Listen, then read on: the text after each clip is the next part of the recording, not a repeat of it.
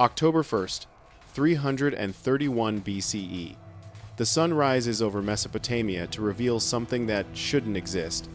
47,000 men preparing to charge into an army twice their size. Within 8 hours, one of history's greatest empires will cease to exist. Not through years of siege warfare, not through famine or disease, through pure tactical annihilation that kills 40,000 soldiers while losing barely 1,200. This is Gaugamela, the battle where Alexander the Great didn't just defeat Persia, he rewrote the rules of warfare itself. You're about to witness how one 2-3-year-old king identified a 300-yard gap in an 11-mile battle line that didn't yet exist, then created the exact conditions to make it appear.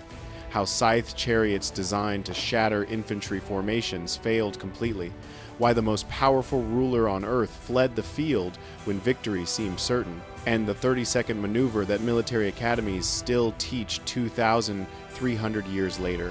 But here's what makes this truly terrifying. Alexander had fought Darius before. 2 years earlier at Issus, the Persian king abandoned his own family on the battlefield to escape. Now Darius has assembled the largest army the ancient world has ever seen. This time, it's personal. Picture the Persian Empire at its zenith. 220 years of unbroken dominance. 50 million subjects stretching from India to Ethiopia. Wealth that made Greek city-states look like fishing villages. Darius III commanded not just soldiers, but entire civilizations bent to his will. The Immortals, 10,000 elite warriors, whose ranks never depleted because replacements instantly filled every casualty. Bactrian cavalry raised from birth in the saddle. Indian war, elephants with sword-pointed tusks and archer towers strapped to their backs. Greek mercenaries who knew exactly how Macedonians fought. Then came the secret weapons. 200 scythe chariots, ancient tanks with sword blades extending from wheels and axles, horses trained to charge through human formations without flinching. Darius had personally chosen this battlefield called the Camel's House. For months, Persian engineers flattened every bump, removed every obstacle, created the perfect killing ground where his numerical superiority would crush these upstart Macedonians. The night before battle, Persian watchfires stretched beyond the horizon. Macedonian scouts stopped counting when the numbers became meaningless. Darius's army covered 11 miles of front.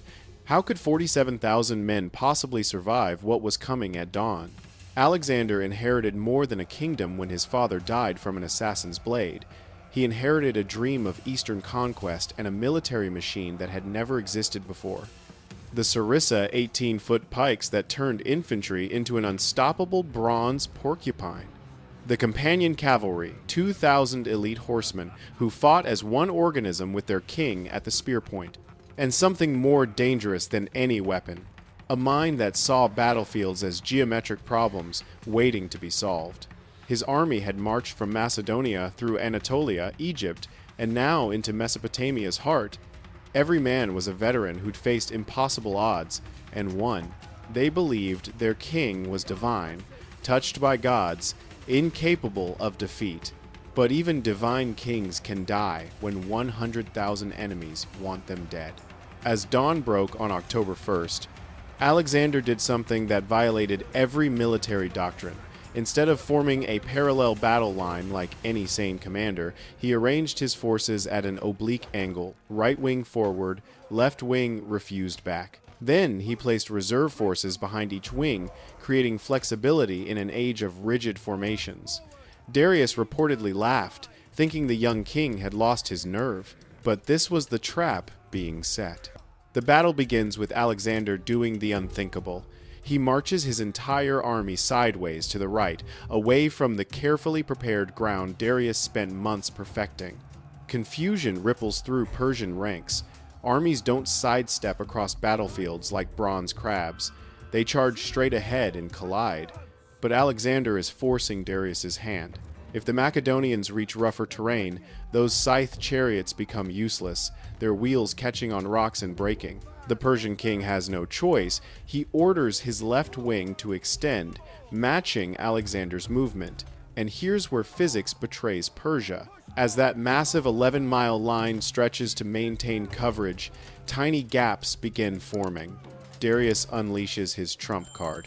200 scythe chariots thunder forward, the ground trembling beneath wheels fitted with blades designed to dismember men and horses alike. Veterans who survived this day would hear that sound in nightmares for decades. The death machines accelerate to full gallop, drivers whipping their teams into frenzy, bronze and steel and horseflesh aimed at the Macedonian center. Then something happens that militaries still cannot fully explain. The Macedonian phalanx doesn't break. They don't even flinch. At 50 yards, they simply open lanes. On command, disciplined gaps appear in the formation, just wide enough for chariots to pass through. As these ancient tanks thunder into the channels, light infantry swarm from both sides with javelins and arrows, targeting horses first, then drivers. Chariots crash, tumble, shatter. Those that penetrate find themselves surrounded in the Macedonian rear, where support troops butcher the crews systematically. Of 200 chariots, not one achieves its purpose. Darius has just played his psychological weapon and watched it fail completely. But this is merely the setup for what comes next. While everyone watches the dramatic chariot carnage and the cavalry melees erupting on both flanks, Alexander is creating something in the center. His oblique approach, his rightward march, the commitment of Persian forces to pursue Macedonian wings, all of it serves one purpose. He's stretching that Persian line past its breaking point. In the swirling dust and chaos, with thousands locked in death struggles, the gap appears. Not large, maybe 300 yards in an 11-mile front. But Alexander has been maneuvering the entire battle to create exactly this. A corridor of open ground leading directly toward the Persian royal standard, toward Darius himself. What happens in the next 7 seconds will change world history forever. Form the wedge. Alexander's voice cuts through battlefield thunder. 2,000 companion cavalry wheel with practiced precision, creating their signature formation Alexander at the very point, the cutting edge aimed at Asia's heart. This isn't courage alone. It's geometric precision married to audacity. The wedge concentrates maximum striking power at a single point while protecting flanks. The companions explode forward. At full gallop, a charging warhorse generates the kinetic force of a modern car crash. Multiply that by 2,000. Alexander rides Bucephalus, the black stallion that's carried him across the known world.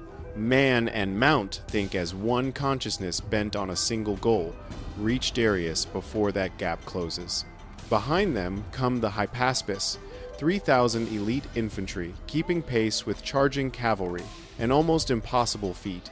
They pour through the gap behind the companions, preventing it from closing, turning a cavalry raid into a breakthrough. The Persian command structure, built on rigid hierarchy, cannot adapt fast enough. Orders flow from Darius to commanders to subcommanders to unit leaders. In those crucial seconds, paralysis spreads through the Persian center. Then the companions hit at full speed, and annihilation begins. Alexander's spear finds Persian flesh again and again until it shatters. He draws his sword and continues killing with mechanical efficiency. Every strike calculated, every turn of Bucephalus deliberate. This isn't berserker rage, it's conducted violence where every note was composed years in advance. The phalanx follows, 9,000 sarissa spears lowering in unison, that unstoppable bronze hedgehog pouring through the gap. They spread left and right, rolling up the Persian line from within. Suddenly, Persian numerical advantage means nothing when attacked from front and flank simultaneously. Then comes the killing blow. Panic spreads through armies like fire through dry grass, and here it finds perfect fuel. Units see their center breached, see this Macedonian king driving straight for their divine ruler, and doubt becomes terror. Darius faces the moment that haunts every ruler: fight or flee. At Issus, he fled and lost an empire's worth of prestige. Now, with Alexander visible through the dust close enough to distinguish individual features, the King of Kings makes his choice. He turns his chariot and flees the battlefield. The man commanding 100,000 warriors abandons his army to save his life. The psychological impact is instant and catastrophic. The king flees. The cry spreads through Persian ranks faster than any order. Elite units that have never retreated begin stepping backward, then walking, then running. The center dissolves. Every Persian advantage becomes a liability. Their numbers create crushing press as men try to escape. Their cavalry's speed means fleeing units crash into still fighting ones. But Alexander isn't finished. He drives deeper into collapsing Persian ranks, cutting down fleeing nobles, shattering any attempt to rally. The Persian left wing, which had been winning its fight, sees their center evaporate and their king flee. They make the only rational choice and withdraw. In less than 20 minutes, Alexander's 2,000 companions have shattered the Persian center, sent 10,000 immortals into retreat, and forced an army of 100,000 into chaotic flight. By sunset, 40,000 Persian dead litter the plain. The Macedonians lost 1,200 men. The battle transforms into slaughter, transforms into legend. Within 3 months, Alexander enters Persepolis, the ceremonial capital, which falls without resistance.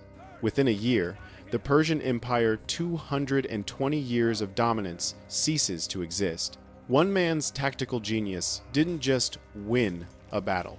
It shifted civilization's axis from east to west, creating the Hellenistic world that would shape Rome, Byzantium, and every aspect of Western culture. If stories of tactical genius changing history forever captivate you, subscribe to Flow of History. Hit that notification bell because we're uncovering the shocking battles that built our world, one impossible victory at a time.